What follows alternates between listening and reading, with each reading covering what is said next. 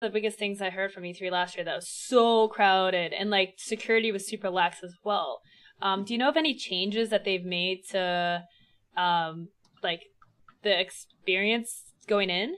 Yeah, so we were talking a little bit about this morning.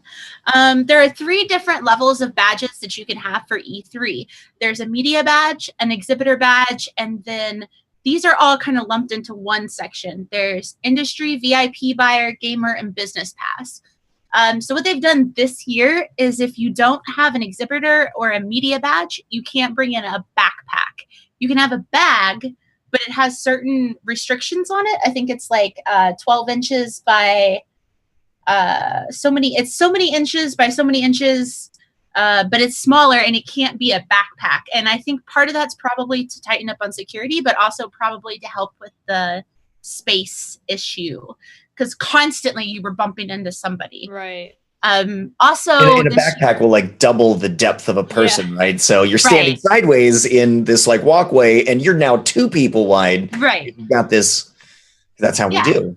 Exactly. Also, they have, you have to go through a bag search. Everybody goes through a bag search. And they've changed it to where not only can you not have a backpack, but you can't have oversized bags. If you don't have the correct media badge, you can no longer have large cameras or tripods on the show floor. There's a lot of really, really good information on their website that kind of talks about the changes. They also point out the fact that if you see a streamer, a celebrity, a content creator, a developer, an artist, whatever the case may be, to ask before you take a photo because they could be working. There's a lot of really interesting stuff that they're I think they're going to tighten down on pretty hardcore this year that they didn't last year, which does actually kind of bring up something.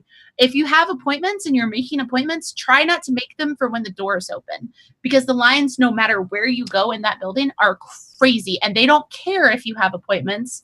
You're not getting in early. So like push those appointments back. No. Wait, let me think. No, there may have been separate lines last year.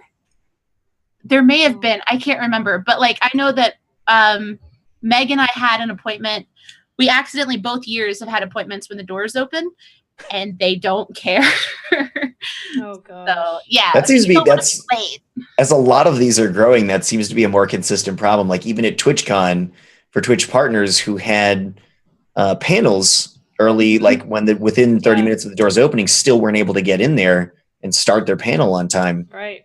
Yeah. Then you take that outside of that context in E3. They weren't letting anyone in. Yeah. It was pretty messy last year. Yeah. We had a panel at like right when the doors opened and I had to like beg security to let me go in the sideway and like up the back. And he like escorted me the whole way like I was up to something. And I was like, I'm sorry. You do appear relatively untrustworthy. I'll be honest. Even with normal colored hair, gosh. Yeah, I know. Sorry, I just like bumped everything. But yeah. That's interesting. So